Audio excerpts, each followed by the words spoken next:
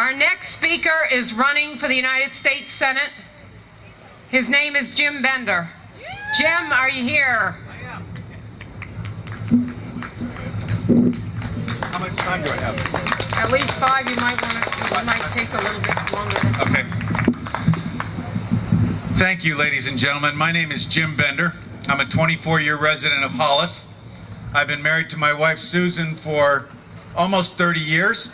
And I have a couple of daughters. Come on, Jackie and Lauren, come up here with me. A couple of my daughters are here. A couple other members of our campaign team I'd like you to meet.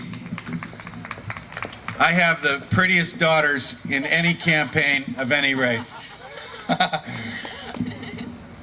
want to tell you how I got into this journey. You probably noticed I got a lot of gray hair. I've been around a long time, never thought I'd be here. I never thought I was going to become a politician.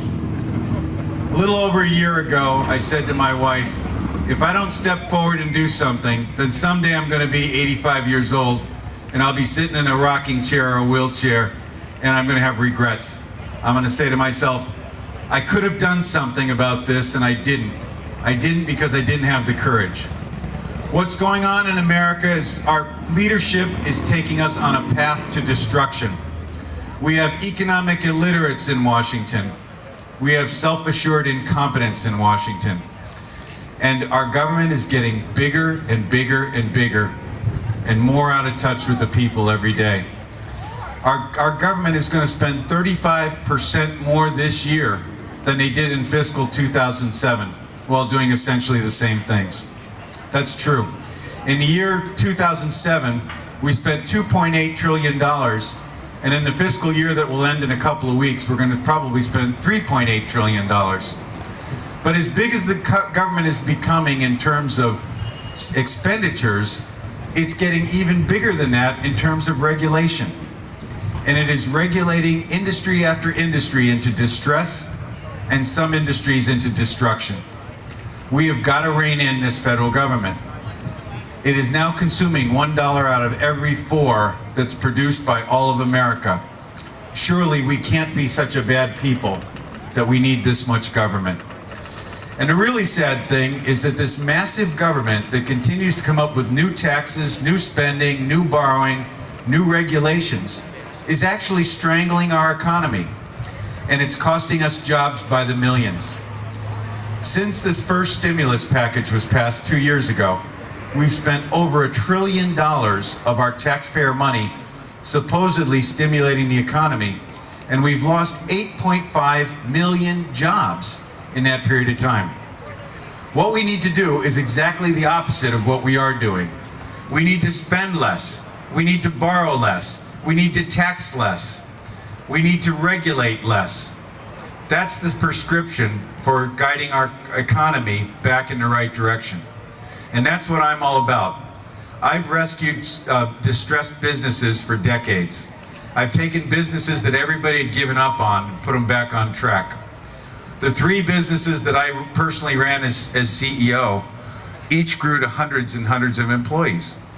And you know, the difference between me and the other guy in this race who's a businessman is that every one of my employees was a shareholder. And as the businesses did better, all of these people ended up making a lot of money. And as a result, a lot of them followed me from company to company. I never ever closed an American business or factory and moved it to another country. I wouldn't. To me, that's morally aberrant. You know, you have a responsibility to take care of those families that depend on you. And that's the attitude I'm going to take to Washington if you elect me to be your senator. I believe that we need representatives who don't just think to the next election. And as I've watched our congressmen and senators over the last several decades, I think they get more and more myopic and they get more short-sighted. It's tough because it's so expensive to run for office these days. They say that the average congressman and senator that I know say they spend 200 nights a year or more begging for money from strangers. Can you imagine how exhausting that would be? Well, they're all focused on what does it take to get me through next November 2nd, Election Day.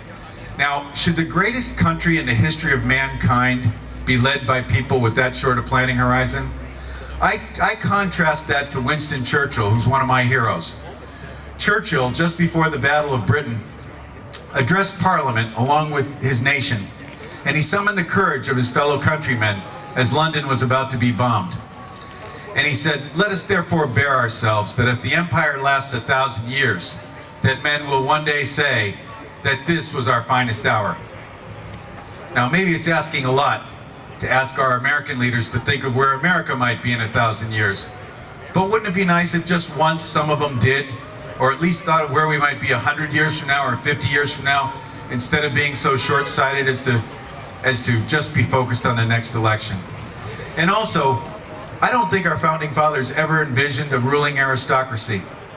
You know, Robert Byrd, who just passed away recently, was elected to the Congress before I was born. Between he and Teddy Kennedy, they served well over 100 years. We don't need a ruling class. We need term limits. And I'm going to fight for a constitutional amendment to change our Constitution to limit the amount of time congressmen can spend in Washington.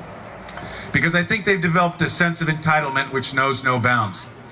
The health care bill is a perfect example.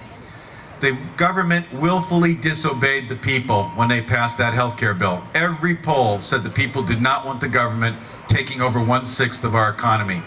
But the government thought they knew better for us, and they did it anyway, didn't they? It's absolutely remarkable.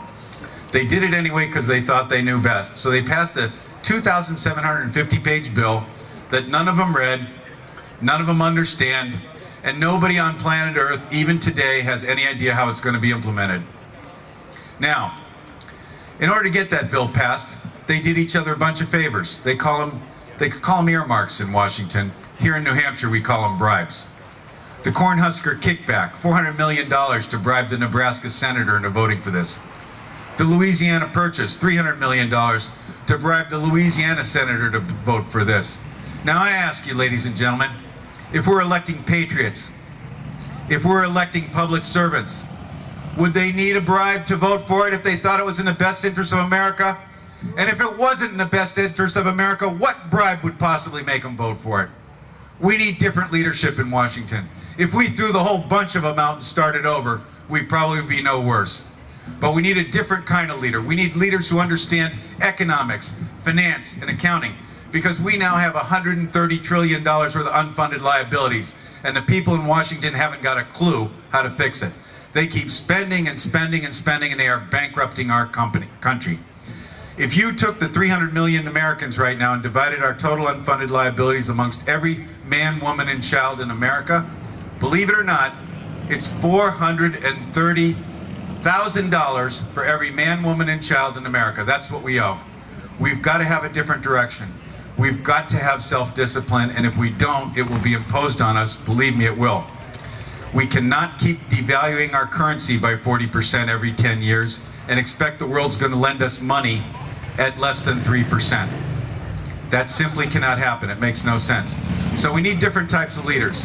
This wasn't what I envisioned doing with this next several years of my life, but somebody who knows what they're doing has got to do it. And I'm stepping forward. We're 4 days away from the election. I hope that you will help me.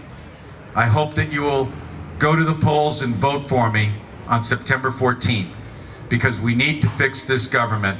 And as I stood on this stage last night in the debate, I realized as I look around at the others, they just don't have a clue. None of them have a clue. We do not need to send more lawyers to Washington. We need to send people who have a good economics background and can help wrestle this beast to the ground. Thank you very much. My name is Jim Bender. The website is benderforsenate.com. The election is next Tuesday, September 14th. I need all of your help. I hope you'll come to the polls and vote for me. Thank you.